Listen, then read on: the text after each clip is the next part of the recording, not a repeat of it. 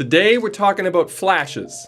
So if blinking lights bothers you, you probably don't want to watch this video. But if it doesn't, you should, because I think there's something pretty cool here that I want to show you with the new Godox system, and I think it'll be really helpful. And I've got Julie helping me today.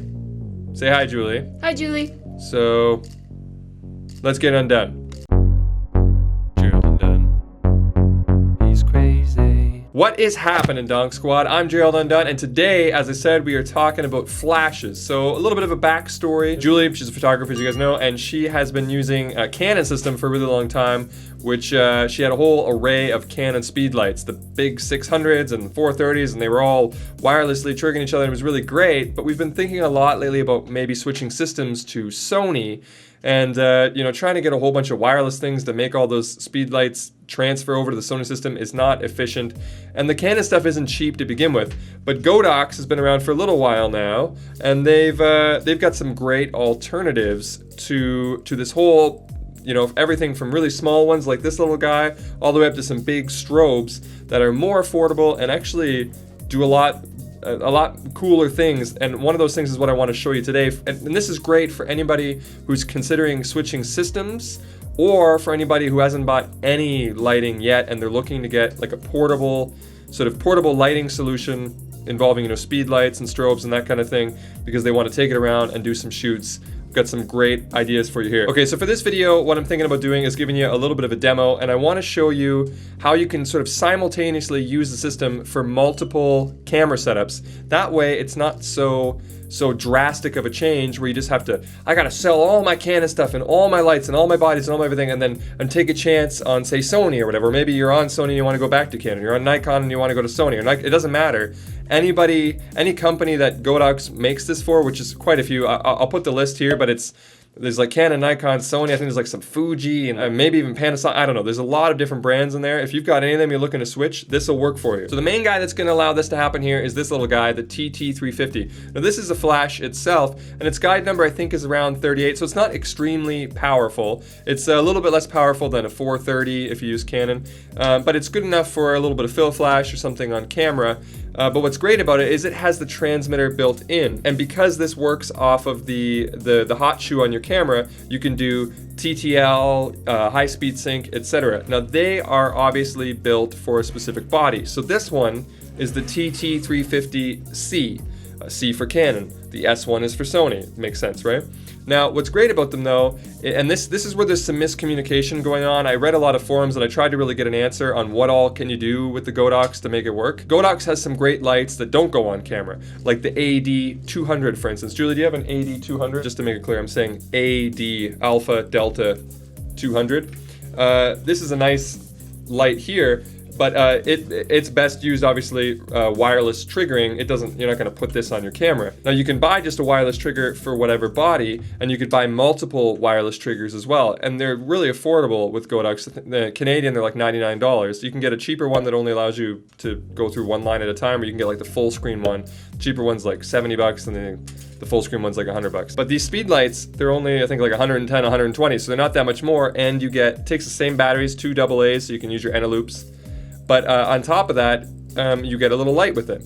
But what's great about it is that it transmits the same information. So in our case, because we're still sort of halfway between Canon and halfway between Sony, what I'm going to show you how to do is how to sort of use the lights in the same configuration, getting the same amount of lights, the same amount without buying extra transmitters. Whether you're using Canon, Sony, Nikon, it doesn't really matter. It's really, really great. So what Julie's going to do is she's going to set up one of these AD200s, which is set as a wireless slave. So it's set up on Group B, Channel 1, and we're gonna control it with this light. And I'll start off on one body. So I've got the Canon one. So will you pass me a Canon camera and lens, please? Okay, so I'm gonna pop this guy on the 5D.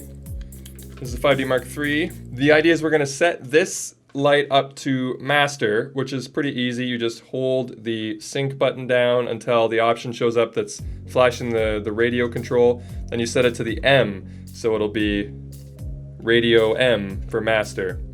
And now it's on channel 1, and this one on the camera is always group A. You can make other ones group A, or you can make them different groups. So like we said, the 1 AD200 behind us is on group B. And we can change that by just pressing through different groups.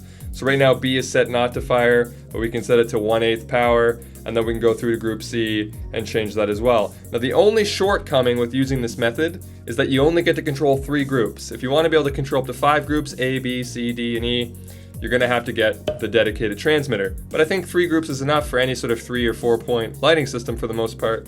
So it's just a really awesome way to do it without over-investing. So I'm just gonna fire up a shot and make sure we're set up. I'm gonna aim it off a little bit this way so it's not too blinding. Let's go ahead and do one. There we go, so that fired. And I think, did the AD200 fire as well?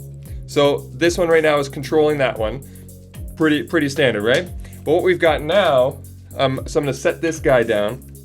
So on this light stand back here, this is the TT350S. This is the one for Sony.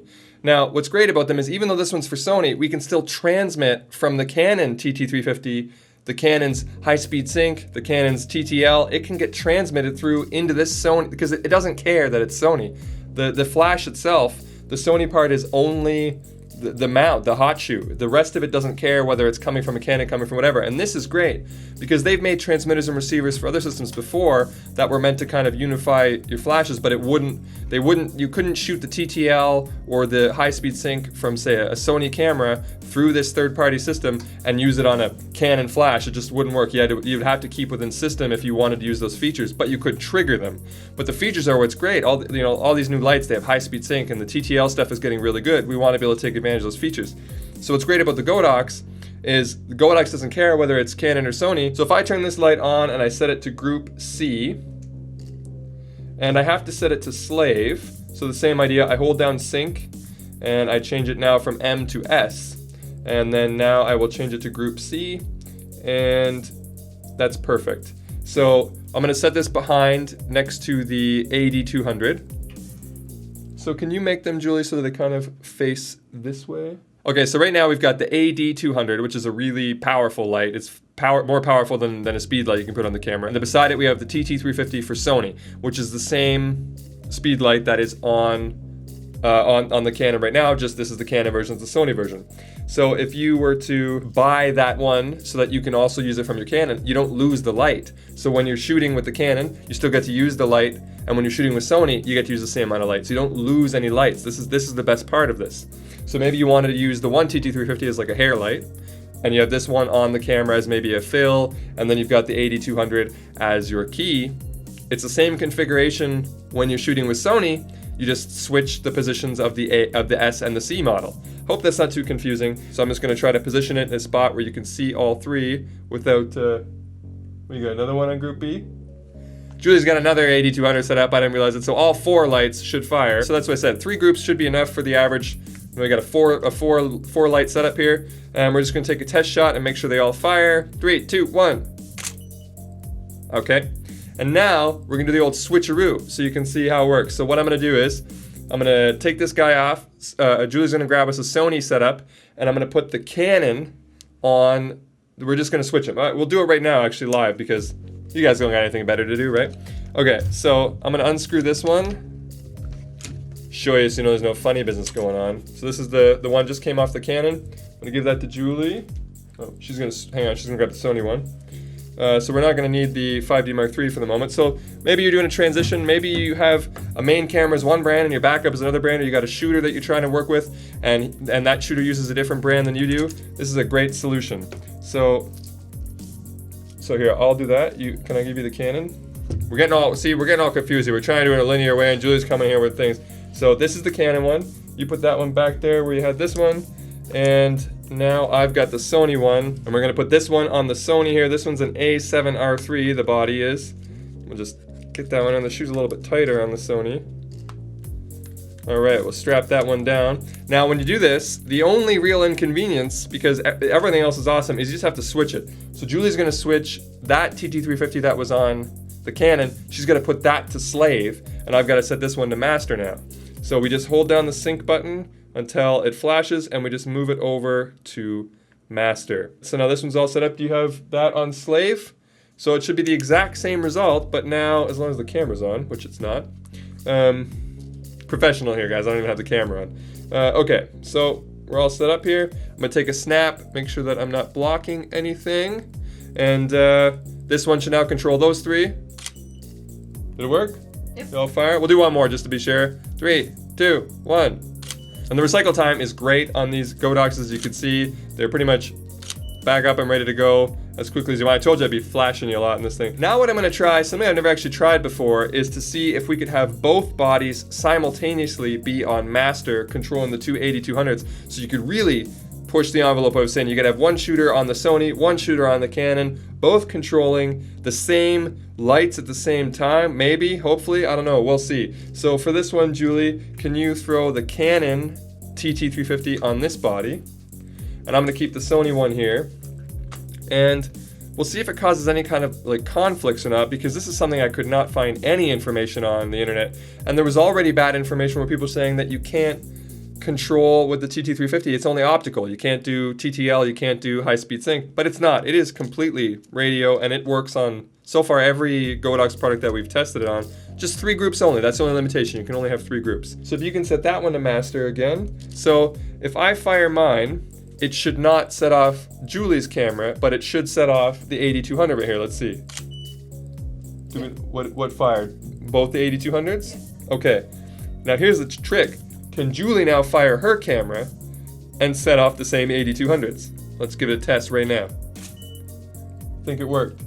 Did this one go up? Try one more time. So Julie will shoot, then I will shoot. We'll do it in quick succession. I have to kind of turn and look though. We'll look all at the same time. Okay, so Julie, you fire. Now I'm gonna fire. And I'm blind, by the way. I think it worked, right? Both times? So none of us can see, but hopefully you guys saw that. So look at that.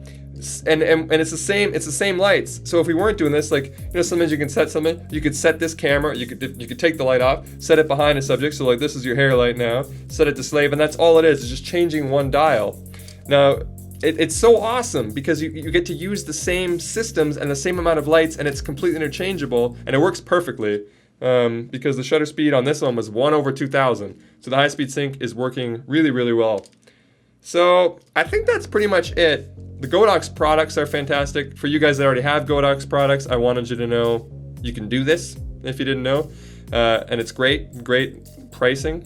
For people who have never bought any lighting yet and they're looking to get it, or they're looking to switch, something else cool you can do with Godox. And for the people that are thinking about switching systems, maybe they've been like, you know, I really want that IAF or something from Sony, but you're like us where you're on Canon. It removes a tether, right? You don't want to be locked down to a system where you're like, well, it doesn't matter what comes out, I can never leave Canon or I can never leave Nikon because I have so many lights invested in them. Third-party lighting was always kind of the way to break free from that, but you'd usually be where you'd have to buy really big, expensive sort of third-party strobes, but now Godox gives you the option where you can go with a great third-party solution that is less expensive and better. So it's cheaper. How often does somebody say it's cheaper and it's better? By the way, I guess I should probably say based on how I'm talking about, because this is not an ad. If you notice, I haven't made a video in the last week. It's because Julie and I have been exploring the transition to Sony, and so that's taken up a lot of our time. And one of the first things that we did was like, well, we got to solve this lighting problem. And I'm just really enthusiastic about this. I thought this was really a great thing, but I am in no way sponsored. And if there was an issue with some of this stuff, I would let you know. That test that I just did with they could shoot at the same time, that might have failed miserably and I wouldn't have edited it out. But it worked great as far as I can tell. We used one of those held up in an entire camera store with the camera at 100 ISO. We set it on full power and we fired it off, and it blew out the entire camera store. It's insane how great they are. They have lithium ion battery packs, so it's kind of like a drill. You just like pop this guy, pull it out, dunk that in your charger, which they give you. They give you a whole bunch of accessories. It's pretty awesome. Charge it up. You don't have to mess around with all the AA's and everything that you do with the Canon 600s. Charge it up, and then you throw it back in. Just pop it in, clank, and you're good to go. They're awesome. So I hope you guys found this video useful in some way or another. We're still in the testing phase. This will be part 1, I guess, in a sense, of the journey of switching from Canon to Sony. From a practical point of view, people like to get there and they hold the two bodies to talk about, tech specs, and I could do that too, but there's a practical aspect because Julie's a working photographer who has to use this gear. So I'll be updating you as we go on what's some of the practical stuff you have to deal with changing from Canon to Sony, including things like accessories and changing your lenses over. And so yeah, I'll be keeping you updated on that stuff. If you enjoyed this video, if you found it helpful, make sure you give it a like. And share it with somebody if you think that you got somebody that's trying to switch, you got somebody between systems, you got somebody who's looking to lighten. Send this video over to them because maybe it'll be helpful to them.